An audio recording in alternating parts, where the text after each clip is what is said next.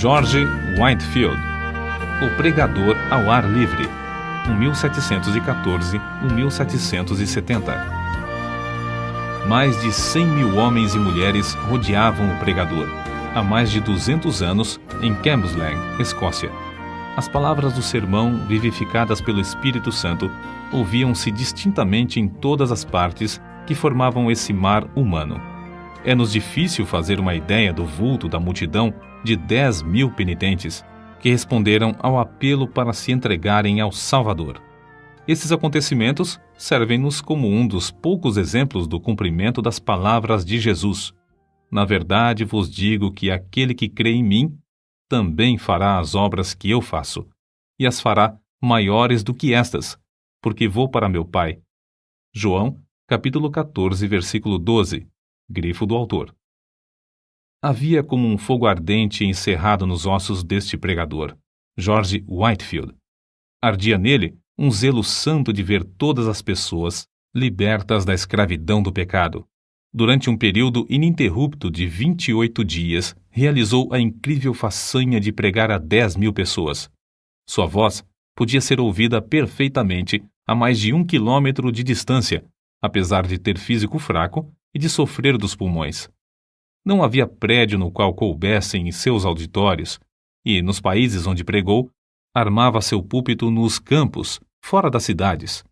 Whitefield merece o título de Príncipe dos Pregadores ao Ar Livre, porque pregava em média 10 vezes por semana, e isso fez durante um período de 34 anos, em grande parte sob o teto construído por Deus, os céus.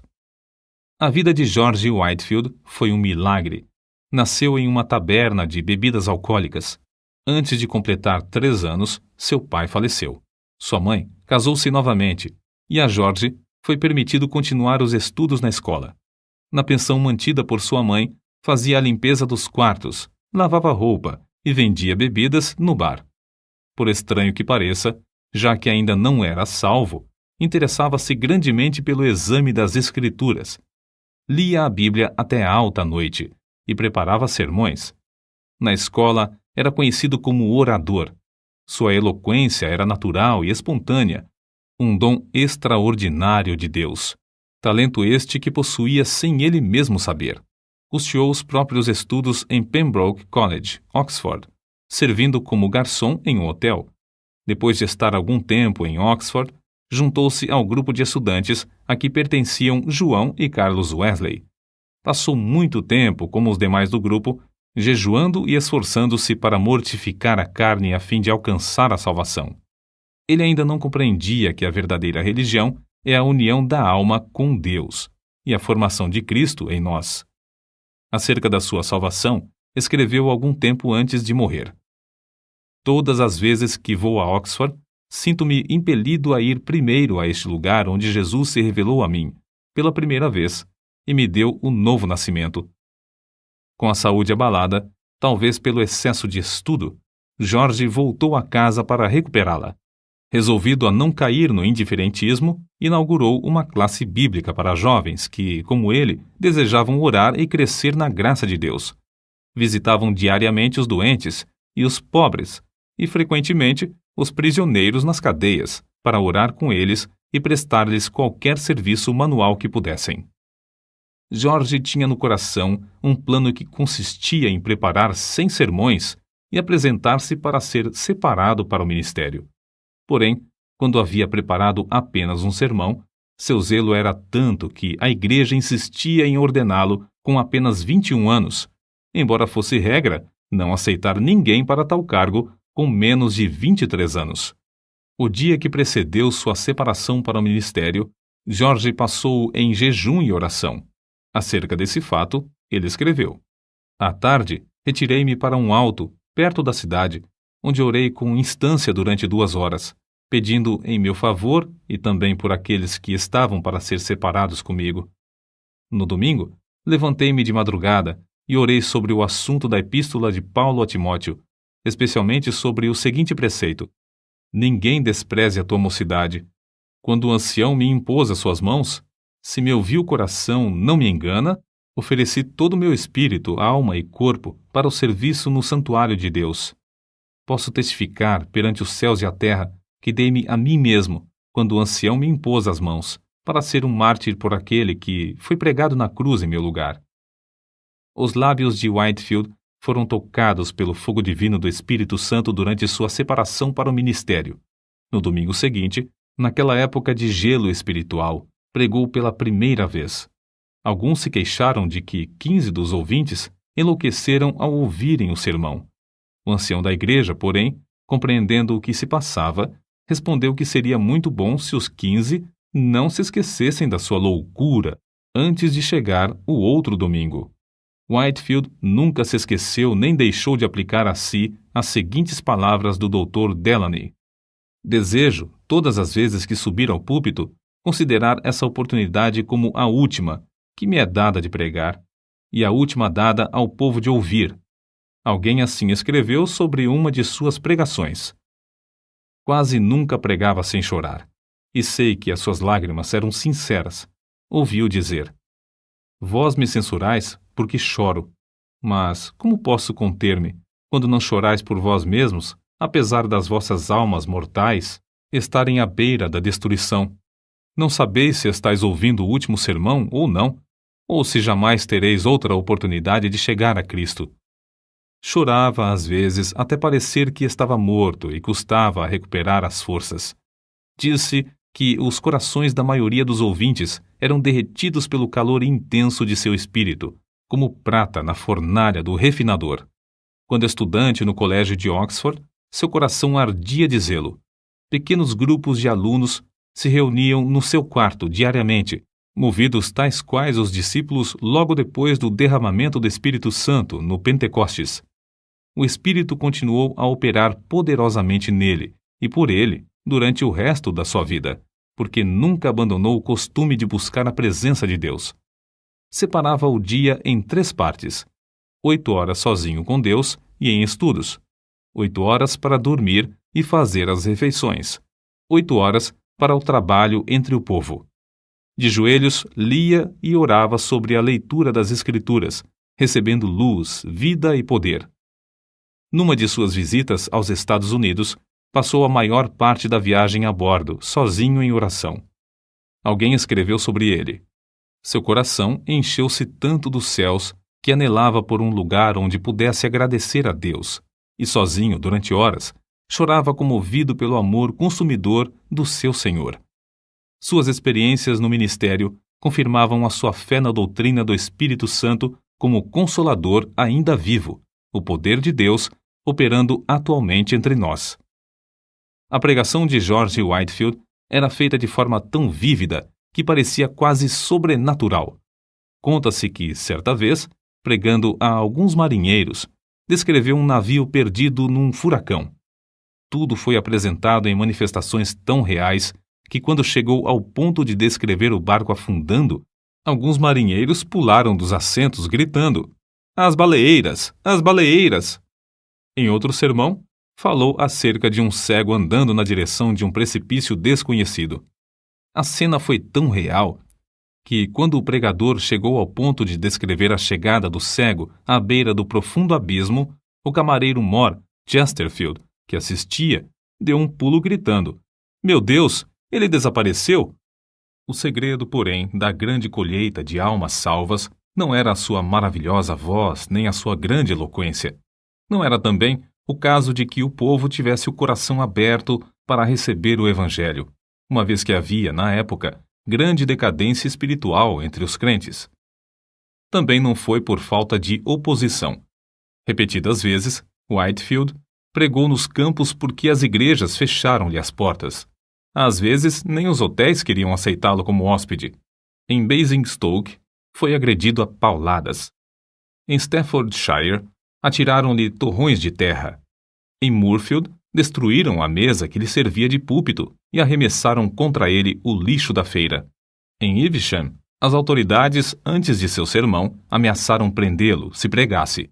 Em Exeter, enquanto pregava para 10.000 pessoas, foi apedrejado de tal forma que pensou haver chegado para ele a hora, como o ensanguentado Estevão, de ser imediatamente chamado à presença do mestre. Em outro lugar, Apedrejaram-no novamente até ficar coberto de sangue. Verdadeiramente levava no corpo até a morte as marcas de Jesus. O segredo de tais frutos na sua pregação era o seu amor para com Deus. Ainda muito novo, passava noites inteiras lendo a Bíblia, que muito amava. Depois de se converter, teve a primeira daquelas experiências de sentir-se arrebatado, ficando a sua alma inteiramente aberta, cheia, purificada, iluminada da glória e levada a sacrificar-se inteiramente ao seu Salvador. Desde então, nunca mais foi indiferente em servir a Deus, mas regozijava-se no alvo de trabalhar de toda a sua alma e de todas as suas forças, e de todo o seu entendimento. Só achava interesse nos cultos, tanto é que escreveu para sua mãe dizendo que nunca mais voltaria ao seu emprego. Consagrou a vida completamente a Cristo, e a manifestação exterior daquela vida nunca excedia a sua realidade interior. Portanto, nunca mostrou cansaço, nem diminuiu a marcha durante o resto de sua vida. Apesar de tudo, ele escreveu: "A minha alma era seca como o deserto. Sentia-me como encerrado dentro de uma armadura de ferro. Não podia ajoelhar-me sem estar tomado de grandes soluços e orava até ficar molhado de suor. Só Deus sabe quantas noites fiquei prostrado de cama, gemendo por causa do que sentia e ordenando, em nome de Jesus, que Satanás se apartasse de mim. Outras vezes, passei dias e semanas inteiras prostrados em terra, suplicando para ser liberto dos pensamentos diabólicos que me distraíam. Interesse próprio, rebelião, orgulho e inveja me atormentavam, um após outro, até que resolvi vencê-los ou morrer. Lutei até Deus me conceder vitória sobre eles." George Whitefield considerava-se um peregrino errante no mundo, procurando almas. Nasceu, criou-se e diplomou-se na Inglaterra. Atravessou o Atlântico 13 vezes. Visitou a Escócia 14 vezes. Foi ao país de Gales várias vezes. Visitou uma vez a Holanda. Passou 4 meses em Portugal. Nas Bermudas, ganhou muitas almas para Cristo, como nos demais lugares onde trabalhou.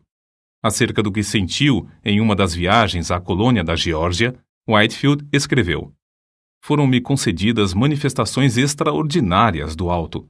Cedo de manhã, ao meio-dia, ao anoitecer e à meia-noite, de fato durante o dia inteiro, o amado Jesus me visitava para renovar-me o coração. Se certas árvores perto de Stonehouse pudessem falar, contariam acerca da doce comunhão que eu e algumas almas amadas desfrutamos ali com Deus, sempre bendito. Às vezes, quando de passeio, a minha alma fazia tais incursões pelas regiões celestes, a qual parecia pronta a abandonar o corpo. Outras vezes, sentia-me tão vencido pela grandeza da majestade infinita de Deus que me prostrava em terra e entregava-lhe a alma, como um papel em branco para ele escrever nela o que desejasse. De uma noite nunca me esquecerei. Relampejava excessivamente. Eu pregara a muitas pessoas e algumas ficaram receosas de voltar a casa. Senti-me dirigido a acompanhá-las e aproveitar o ensejo para as animar a se prepararem para a vinda do Filho do Homem. Oh, que gozo senti na minha alma, depois de voltar enquanto alguns se levantavam das suas camas, assombrados pelos relâmpagos que andavam pelo chão e brilhavam de uma parte do céu até a outra. Eu, com mais um irmão, ficamos no campo adorando, orando, exultando ao nosso Deus e desejando a revelação de Jesus dos céus, uma chama de fogo. Como se pode esperar outra coisa a não ser que as multidões a quem Whitefield pregava fossem levadas a buscar a mesma presença? Na sua biografia, há um grande número de exemplos que bem ilustram tal fato. Oh, quantas lágrimas foram derramadas, com forte clamor pelo amor do querido Senhor Jesus! Alguns desmaiavam e, quando recobravam as forças, ouviam e desmaiavam de novo. Outros gritavam como quem sente a ânsia da morte. E depois de findar o último discurso, eu mesmo senti-me tão vencido pelo amor de Deus que quase fiquei sem vida. Contudo, por fim, revivi, e depois de me alimentar um pouco, estava fortalecido bastante para viajar cerca de 30 quilômetros até Nottingham. No caminho, a alma alegrou-se cantando hinos. Chegamos quase à meia-noite. Depois de nos entregarmos a Deus em oração, deitamo-nos e descansamos na proteção do querido Senhor Jesus. Ó Senhor, jamais existiu amor como o teu. No dia seguinte, em Fog's Manor, a concorrência aos cultos foi tão grande como em Nottingham. O povo ficou tão quebrantado que, por todos os lados, vi pessoas banhadas em lágrimas. A palavra era mais cortante que espada de dois gumes, e os gritos e gemidos alcançavam o coração mais endurecido. Alguns tinham semblantes pálidos como a palidez de morte, outros torciam as mãos, cheios de angústia. Ainda outros foram prostrados ao chão, ao passo que outros caíam e eram aparados nos braços de amigos. A maior parte do povo levantava os olhos para os céus, clamando e pedindo a misericórdia de Deus. Eu, enquanto os contemplava, só podia pensar em uma coisa: o grande dia. Pareciam pessoas acordadas pela última trombeta, saindo dos seus túmulos para o juízo. O poder da presença divina nos acompanhou até Basking Ridge, onde os arrependidos choravam e os salvos oravam lado a lado. O indiferentismo de muitos transformou-se em assombro, e o assombro, depois, em grande alegria. Alcançou indivíduos das mais diversas classes, idades e tipos de conduta. A embriaguez foi abandonada por aqueles que eram dominados por esse vício. Os que haviam praticado qualquer ato de injustiça foram tomados de remorso. Os que tinham furtado foram constrangidos a fazer restituição. Os vingativos pediram perdão. Os pastores ficaram ligados ao seu povo por um vínculo mais forte de compaixão. O culto familiar foi iniciado nos lares. Os homens foram levados a estudar a palavra de Deus e a ter comunhão com o Pai nos céus. Mas não foram somente nos países populosos que o povo afluiu para ouvi-lo. Nos Estados Unidos, quando eram ainda um país novo, ajuntaram-se grandes multidões dos que moravam longe uns dos outros nas florestas. O famoso Benjamin Franklin, no seu jornal, assim noticiou essas reuniões. Quinta-feira, o reverendo Whitefield partiu de nossa cidade acompanhado de 150 pessoas a cavalo, com destino a Chester, onde pregou a 7.000 ouvintes, mais ou menos. Sexta-feira, pregou 2 vezes em Williamstown, a quase 5.000. No sábado, em Newcastle, pregou a cerca de 2.500. E na tarde do mesmo dia, em Christiana Bridge, pregou a quase 3.000. No domingo, em White Clay Creek, pregou 2 vezes, descansando uma meia hora entre os sermões, a 8.000 pessoas, das quais cerca de 3.000 tinha vindo a cavalo. Choveu a maior parte do tempo, porém, todos se conservaram em pé, ao ar livre. Como Deus estendeu a sua mão para operar prodígios por meio de seu servo, vê-se no seguinte relato. Num estrado perante a multidão, depois de alguns momentos de oração em silêncio, Whitefield anunciou de maneira solene o texto. É ordenado aos homens que morram uma só vez, e depois disto vem o juízo. Depois de curto silêncio, ouviu-se um grito de horror, vindo de um lugar entre a multidão. Um pregador presente foi até o local da ocorrência para saber o que tinha acontecido. Logo voltou e disse: Irmão Whitefield, estamos entre os mortos e os que estão morrendo. Uma alma imortal foi chamada à eternidade. O anjo da destruição está passando sobre o auditório. Clame em alta voz e não cesse. Então, foi anunciado ao povo que um dentre a multidão havia morrido. Whitefield leu a segunda vez o mesmo texto. É ordenado aos homens que morram uma só vez. Do local onde a senhora Huntington estava em pé, veio outro grito agudo. De novo, um tremor de horror. Passou por toda a multidão quando anunciaram que outra pessoa havia morrido. Whitefield, porém, em vez de ficar tomado de pânico, como os demais, suplicou graça ao ajudador invisível e começou, com eloquência tremenda, a prevenir os impenitentes do perigo. Não devemos concluir, contudo, que ele era ou sempre solene ou sempre veemente. Nunca houve quem experimentasse mais formas de pregar do que ele. Apesar de sua grande obra, não se pode acusar Whitefield de procurar fama ou riquezas terrestres. Sentia fome e sede da simplicidade e sinceridade divinas. Dominava todos os seus interesses e os transformava para a glória do reino do seu Senhor. Não ajuntou ao redor de si os seus convertidos para formar outra denominação, como alguns esperavam.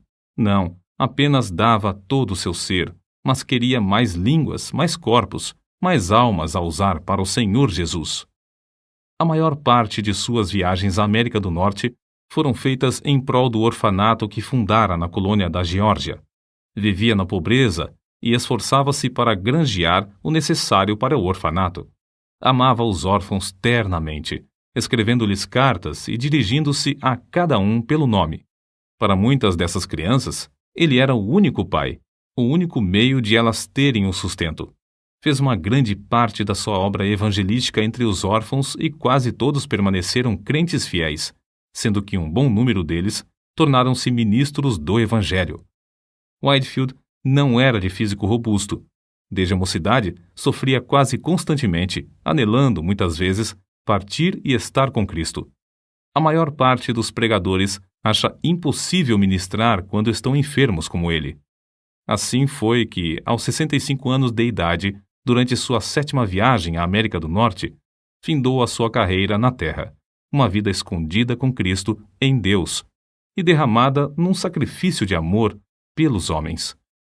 No dia anterior ao seu falecimento, teve de esforçar-se para ficar em pé. Porém, ao levantar-se em Exeter, perante um auditório demasiado grande para caber em qualquer prédio, o poder de Deus veio sobre ele. Whitefield pregou como de costume durante 2 horas.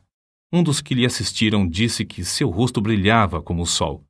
O fogo aceso no seu coração, no dia da oração e do jejum, quando da sua separação para o ministério, ardeu até dentro dos seus ossos e nunca se apagou. Jeremias, capítulo 20, versículo 9. Certo homem eminente dissera a Whitefield: "Não espero que Deus chame o irmão breve para o lar eterno, mas, quando isso acontecer, regozijar-me-ei ao ouvir o seu testemunho." O pregador respondeu: "Então ficará desapontado, morrerei calado. A vontade de Deus é dar-me tantos ensejos para testificar dele durante minha vida, que não me serão dados outros na hora da morte." E sua morte ocorreu como predissera. Depois do sermão, em Exeter, foi a Newburyport para passar a noite na casa do pastor. Ao subir para o quarto de dormir, virou-se na escada e, com a vela na mão, proferiu uma curta mensagem aos amigos que ali estavam e insistiam em que pregasse. Às 2 horas da madrugada, acordou. Faltava-lhe o fôlego. Pronunciou para o seu companheiro as suas últimas palavras na terra: "Estou morrendo." No seu enterro, os sinos das igrejas de Newburyport dobraram e as bandeiras ficaram a meia haste. Ministros de toda a parte vieram assistir aos funerais. Milhares de pessoas não conseguiram chegar perto da porta da igreja por causa da imensa multidão. Conforme seu pedido, foi enterrado sob o púlpito da igreja. Se quisermos ter os mesmos frutos, ver milhares salvos, como George Whitefield os teve, temos de seguir o seu exemplo de oração e dedicação. Alguém pensa que é tarefa demais? Que diria George Whitefield agora, junto aos que levou a Cristo, se lhe fizéssemos essa pergunta?